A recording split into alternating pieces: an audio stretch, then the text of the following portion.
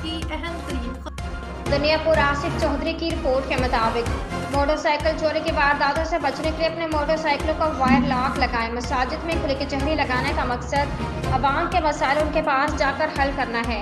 DSP मियां अब्दुल रऊफ। तफसीलात के मुताबिक डीएसपी मियां अब्दुल रऊफ ने SHO city rice Ali Ansar के हमरा फैजान मदीना मस्जिद में खुली कचहरी लगाकर अवामी मसाइल सुने और शहरों को हिदायत की कि अपने मोटरसाइकिलों को मोटरसाइकिल स्टैंड्स पर खड़ा करें और वायर लॉक का इस्तेमाल करें ताकि वारदात से बचा जा सके। अपने इर्द गिर्द के माहौल पर भी कड़ी नजर रखें और मशकूक अफराद की पुलिस को फिलफुर इत्तला दें। मियां अब्दुल रऊफ ने शहरों से पुलिस के साथ ताउन की भी अपील की। मेरे दफ्तर के दरवाजे 24 घंटे आवाम के लिए खुले हैं। शहरी जब चाहें बगैर किसी सिफारिश के बेखौफ खतर अपने मसाइल के हल के लिए आ सकते हैं।